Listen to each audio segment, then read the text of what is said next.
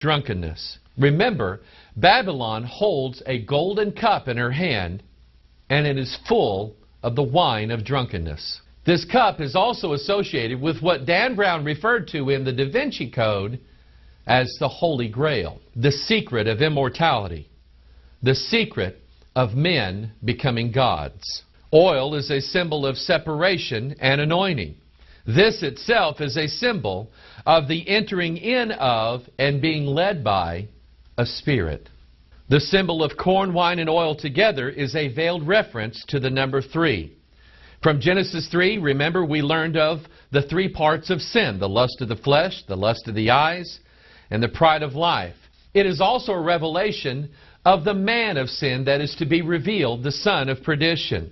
Since Masonic authors refer to corn, wine, and oil as the symbols of the wages of a stonemason, we reference Romans chapter 6, verse 23 that says, "For the wages of sin is death." The symbol of corn, wine, and oil also is a symbol for the triple helix. Wine and oil in many Masonic ceremonies are often carried in silver vessels. The corn, however, which is representative of the Antichrist, is almost always carried in a gold, showing the superiority of the one over the two. Hence, the superiority of the 3rd strand of DNA over the other 2 strands of DNA written by God Himself. Now, there is a little-known Masonic symbol called the Lewis key. The Lewis key was a device used to lift large stones into place, used in Masonic cornerstone ceremonies. The Lewis key consists of 2 half-triangle pieces of metal inserted into a corresponding notch in the top of the stone. The key is the 3rd or center part that binds them together and holds them in place. As with most things in Masonry, the secret to the Lewis key is concealed in stone. The Lewis key can be seen on an old Masonic tracing board showing a figure making the as above, so below sign with the Lewis keys for hands. The Lewis key then is a symbol for the number 3, showing the 2 half-triangular pieces are insufficient without the 3rd, a representation of the triple helix, 3-strand DNA. Also referencing the number 3, we find as we walk through the lodge the 3 lights of Freemasonry. They form a triangle inside the center of the Masonic lodge, but not any triangle, a right-angle triangle or a Pythagorean triangle. Pythagoras was a philosopher and mathematician who lived about 500 years before Christ. Albert Pike says that he was named after a python, a serpent. Pythagoras devised what was to be called the Pythagorean theorem. The Pythagorean theorem states the square of the hypotenuse is equal to the sum of the squares of the other 2 sides. Hence, a squared plus b squared equals c squared. All Masonic writers agree and understand this to be a veiled reference to the great secret. A squared, or the first line of the right-angled triangle, represents the male, Osiris, one of the sons of God, or the Iron Kingdom in Daniel chapter 2. B squared, or the second line of the right-angled triangle, represents the female, Isis, the daughters of men, referenced in Genesis chapter 6, or the kingdom of clay in Daniel chapter 2. C squared, then, is the result of their fusion together, the Antichrist, or the final evolution of men into gods. Triangles themselves are a very sacred symbol in Freemasonry. It is a representation of the number 3, hence a representation of the Antichrist or the man of sin. It is interesting to note that Freemasons also use the symbol of the triangle as a symbol for resurrection. But in this case, it would be the resurrection of the man of sin. It is also a representation of the triple helix DNA. Many triangles can be seen in the work and the lodges of Freemasons. The trowel of the Master Mason forms a triangle. The setting maul forms a triangle. The hands of the high priest conferring a 3-fold blessing form a triangle. This is indicative of Mr. Spock of Star Trek fame. Gene Roddenberry, who created the Star Trek series, was a Freemason. The 24-inch gauge in Freemasonry flips into a triangle, which is a symbol of the perfect man, the evolution of man into godhood. Other representations of the number 3 in Freemasonry. The Masonic hailing sign, a Mason holding both hands up. This represents the junior warden, the senior warden, and the Worshipful Master as the head. This is also a symbol of the left and the right fused or joined together by the head in the middle. This represents the two kingdoms joined together to make man into gods. Oftentimes a Masonic grip will involve a thumb on the third knuckle. Albert Pike says that the Masonic handshake represents the number 10. This is the number for the 10-toed kingdom of Daniel chapter 2, where iron is mixed with miry clay, or the fusion of things that are opposite. In this Masonic drawing, we see a ritual referred to as 3 times 3 times 3. 3 Masons will join themselves together by number 1, joining their feet. That represents down below. Their upper hands are joined together. That represents things that are above. And their hands are joined together in the middle. So here you have the fusion of opposites together, as above, so below, joined together in the middle. This also is a representation of the sacred symbol called the triquetra. The triquetra is also a symbol for 3-strand DNA. The triquetra is seen in the tarot card of the Hierophant. He holds in his hands, it is said, the keys to human transformation. The numbers 3 times 3 times 3 equal the number 27. This is the occurrence of the book of Daniel in the Old Testament and the book of Revelation in the New Testament. The phrase "the Most High" occurring in the pages of the Bible is a reference to the Lord God above in heaven. The 27th occurrence of the phrase "Most High" in the King James Bible is found in Isaiah chapter 14. I will be like the Most High.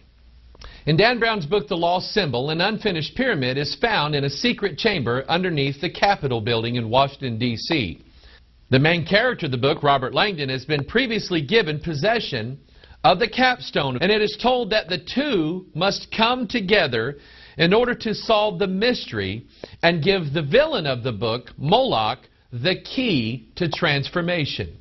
We commonly see the unfinished pyramid on the back of the $1 bill. The all-seeing eye is the capstone of the unfinished pyramid. Masons would tell you that the all-seeing eye is the all-seeing eye of providence or of God. But Manly P. Hall refers to this in his book, The Secret Teachings of All Ages, as the Masonic Christ, who is the God with one eye. The all-seeing eye capstone is a representation of the illumination of the third eye in the New Age movement and the occult. In the Hindu religion, a person will often place a mark upon their forehead as an emblem of their third eye being opened or their inner light being opened, showing in a symbol that they have been transformed into gods. This was the promise given by Lucifer, the serpent, to Eve in Genesis chapter 3, and that he promised her that her eyes shall be opened, and she shall be as gods. The symbolic meaning of the pyramid is that the base of the pyramid has 2 points. These represent the current 2 strands of human DNA. It is unfinished in Masonic idealism. It is incomplete. It will be completed by the addition of the Masonic Christ, the Antichrist, the kingdom that shall mingle themselves with the seed of men. When the blindfold is taken off the candidate in the Blue Lodge of Freemasonry, it is revealed to the candidate that he is now knelt before a man who is referred to as the Worshipful Master. This is in direct violation of the Scriptures which say, "Be not ye called Rabbi, for one is your Master, even Christ, and all ye are brethren. And call no man your father upon the earth, for one is your Father which is in heaven. Neither be ye called masters, for one is your Master, even Christ." Manly P. Hall writes that the Worshipful Master is a symbol of the sun god Osiris. He says, The sun rises in the east, and in the east is the place for the worshipful master. As the sun is the source of all light and warmth, so should the worshipful master enliven and warm the brethren to their work. One of the abominations that God saw among the elders of Israel, found in Ezekiel chapter 8, was the fact that they were worshiping the sun toward the east. And he brought me into the inner court of the Lord's house, and behold, at the door of the temple of the Lord, between the porch and the altar, were about 25 men, with their backs toward the temple of the Lord, and their faces toward the east. And they worshipped the sun toward the east. It could be said then that the true light of Freemasonry is the worshipful master. It is the worshipful master in the drama of Hiram Abiff, with the key of the lion's grip in his hand, who raises Hiram Abiff, which remember is a symbol for the Antichrist, back to life. In the symbolism of the Masonic Lodge, you have the junior and senior warden seated to the right and to the left of the worshipful master who sits on a throne. This same symbolism is associated with the Masonic hailing symbol and the capstone topping off the unfinished pyramid. In the House of the Temple Lodge in Washington, D.C., this throne that the worshipful master sits on is exactly 33 feet tall. 33 is a number that is highly sacred to Freemasons, and at the end of this broadcast, we will show you exactly what this number 33 means. One of the most significant and telling symbols in all of Freemasonry are the symbols of the two pillars of the temple, Jachin and Boaz. They are seen in the House of the Temple Lodge in Washington, D.C. as two sphinxes. A sphinx is the fusion of a human and a lion, revealing the purpose of the fourth kingdom in Daniel chapter 2, when they shall mingle themselves with the seed of men. One sphinx has the ornament of a female. The other has the ornament of the male in the form of a serpent. Often you will see Jachin and Boaz and Masonic emblems topped with a globe. One is a representation of the earth. The other is a representation of the stars. Again, this shows the mingling of the two kingdoms or the two realms in Daniel chapter 2. The earthly realm with the divine or angelic realm. But the most telling aspect of Jachin and Boaz and what they really represent is revealed to us in the pages of the Scriptures. Remember that the temple is a picture of the human body. Solomon built in the entrance to his temple 2 pillars made of brass. 1 Kings chapter 7 gives us a number associated with those 2 pillars. For he cast 2 pillars of brass, 18 cubits high apiece, and a line of 12 cubits did compass either of them about. And he made 2 chapiters of molten brass to set upon the tops of the pillars.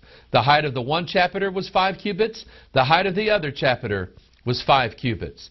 This gives the total height of the 2 pillars in Solomon's temple as 23 cubits apiece. This is the exact number of chromosome pairs that are found in every cell of the human body where our DNA is stored. Often in Masonic emblems you will see Jachin and Boaz joined together by an arch, the Royal Arch of Freemasonry. As in stonemasonry, both the strength and the binding together of the arch lies in the keystone. The imagery is that of 2 opposites, male, female, heaven and earth, the human and the divine, held together by the keystone. The keystone is related to the lapis lazuli, or the hidden stone, or the lost stone, or the lost word of Freemasonry. This stone, or lost word, lies buried and is waiting to be revealed in due season. The keystone then is another symbol for the beast who was and is not and shall ascend out of the bottomless pit. It is interesting to note that Pennsylvania is referred to as the Keystone State because it lies in the center of the 13 original colonies. It was there that our nation was first founded. Another form of Jachin and Boaz with the Royal Arch is seen in the equinoxes. 2 days out of the year, March